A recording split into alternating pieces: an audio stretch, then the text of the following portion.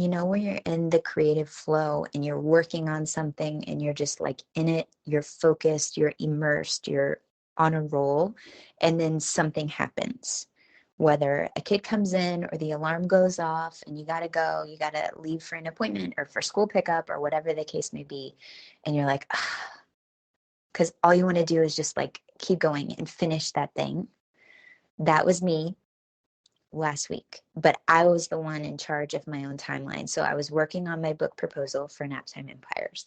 And I was like, I'm going to give myself a hard stop at 6:30. I was working over at my parents' house as my external office of the afternoon.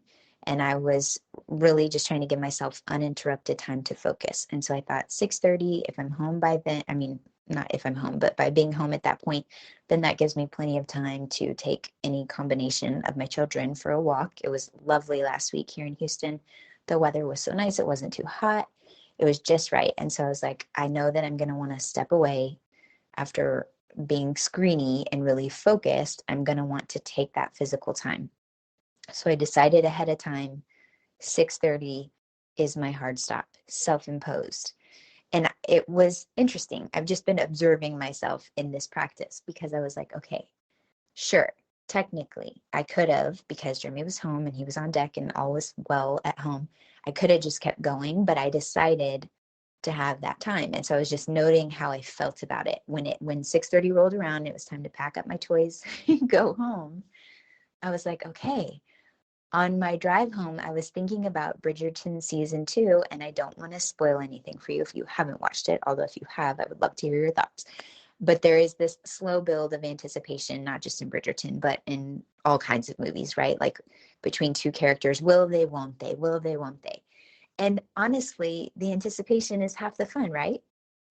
And that's the same if it's, you know, love scenes or making travel plans and knowing ahead of time that you have something to look forward to.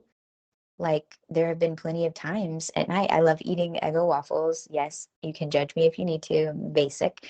In some ways, that is one of my things that I've really been enjoying in this season of life are my Eggo waffles with this yummy, nourishing Irish butter in the mornings.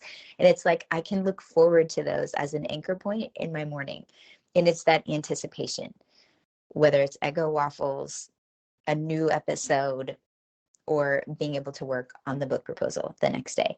And so I'm sharing this with you in hopes that it helps you shift the way that you look at those interruptions or the pauses or those guardrails that keep you from working late into the hours of the night or feeling like you just have to keep charging and keep going till you're finished. Because there's something to say for savoring the process. Because don't we just kind of do that in life in general? It's just like, let me hurry up and get to the next thing, to the next thing, to the next thing, to the next thing. And it ends up feeling so empty. We think that it's going to feel better because it's about the completion and getting it done and da da da. But then we're not actually savoring the process. And so we're always continually just, okay, that's done now. What's the next thing? What's the next thing? What's the next thing? And it's the whole how you spend your days is how you spend your life kind of thing that I'm realizing. And like I said, experimenting with and just choosing to set in those guardrails for yourself and choosing to see them in a way that actually maximizes your satisfaction of each stage of the process, which ultimately actually then is going to make us more likely to get whatever the desired end result is too. But it's kind of just like life is the point, the whole journey destination. I know I've already talked about that in one of these messages, but that's what I'm reflecting on specifically as it relates to creative work when you need to take a pause or pack it in for the night. And that's the tricky thing when you're your own boss. I used to had a Mary Kay business in grad school. And one of the things that I eventually left it because I was like, I'm done. I'm tired of everyone feeling like a potential client. And I don't like that I can never turn it off. That's actually one of my favorite things about entrepreneurship is the option to choose and make my own hours and whatever. But it's like, if you don't put some intentions and boundaries in place for yourself, even just mentally, of like, I'm going to take a break at this point, and this point, then it does just completely swallow your whole life. Of course, it's your business. Of course, you are going to be kind of like with parenthood. It's not like you can just turn it off. But I'm saying this is a potentially helpful template or practice that you could try and apply in your own life, when instead of feeling frustrated that you couldn't get it all done today, just reframe it as Bridgerton season 2 style anticipation. And you're savoring each step of the process. And it's not about deprivation. So this also is like, I had a great talk years ago with my Uncle Scott around Oreos, and like just the right amount of Oreos for me. Double stuff specifically are my preferred favorite. Just the original flavor, double stuff Oreos.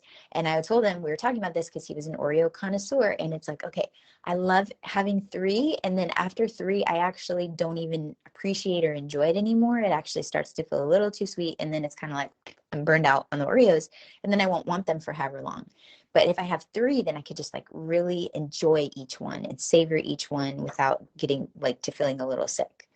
And so we had this conversation. And so I'm feeling the same way with the creative work. It's like, sure, you could just keep going. You could just keep going and you could finish it. But then you're going to be so tired because you stayed up burning the midnight oil or whatever just for the sake of finishing it. And then you're not even going to want to look at this thing for like multiple days, and kind of tortoise in the hairstyle, you end up at the same spot anyway. So why not allow yourself to experiment with a little bit of moderation? Again, not in the name of deprivation, but in the name of maximizing your satisfaction, observing and playing with the edge of your own point of diminishing returns, and knowing yourself well enough and your process well enough and your work and your energy and your brain within your capacity well enough to be like, okay, I'm going to give myself this much time. And then I'm going to say, okay, cool, I'll save that for tomorrow or the next day that you're going to be able to work on it or whatever. And it's about trusting yourself that by prioritizing your energy and your focus and kind of letting yourself play and shift gears and whatever, that you are going to be able to tap back into that creative space the next day whenever you decide to. And so, yeah, that's all. I've been observing it, because there have been plenty of times in my life creatively where I'm like, I gotta go, I gotta ride the wave till it crashes, or else I'm not going to have any, like, I don't know, I can't trust myself to do this if I don't do it today. And it's like, okay, well, hang on a second. Maybe if you can't trust yourself to actually pick this back up again, maybe it's not actually something you want to do. And that's valuable and important feedback to notice. If I don't do it now, I'll never want to do it. Well, then maybe you don't actually want to do it. So why are you doing it? And then if you ask yourself why, and you can really see why, and you can feel it, and it genuinely is important to you, then why not trust yourself to pick it back up again when you have the opportunity? So I would love to hear your thoughts on this. You can click the link in the show notes comments over here and let me know what resonates with you. And if this is something that you try, I would love to hear how it works for you. Again, the whole idea is when you have a hard stop or you have an interruption, someone walks in the library when it's just getting good and you're like, oh, instead of feeling frustrated, what about seeing it as a way to build anticipation for the next time that you get to interact with that project, whatever it may be? Seeing it as increasing satisfaction. It's not about deprivation, but it's about maximizing your satisfaction, anticipation, appreciation, and really just enjoying the process for what it is, as opposed to making it feel like it has to be transactional. If you didn't get X, then it was a waste. No, it wasn't, because it's progress, it's momentum. Savoring the process. Let me know your thoughts. Okay, technically that was the end of the episode, but since you're still here, 1, I'd love to thank you for spending part of your day with me, and 2, I'd love to ask you if you would take 30 seconds, maybe 60, to leave a rating and review in your podcast app before you tap out today. If you've already done that, it's amazing. Please send me a screenshot so I can thank you personally, and know that sharing this episode with a friend has the same magical powers, and I deeply appreciate both. Also, in case you're listening to the end to see if I ever actually introduce myself, hi! My name is Nikki Elledge Brown. I'm the host and author of Naptime Empires and this here On Her Terms podcast. You can find me around the internet at Nikki Elledge Brown in most places, but what you may appreciate most is actually over at onherterms.com. It's what I call the insider library. It's where you can get inside scoop, first listen rights, email updates every time there's a new episode, and then special insider only bonus content. It's all over in our private feed. Okay, that's a wrap for real. I'll meet you in the next episode.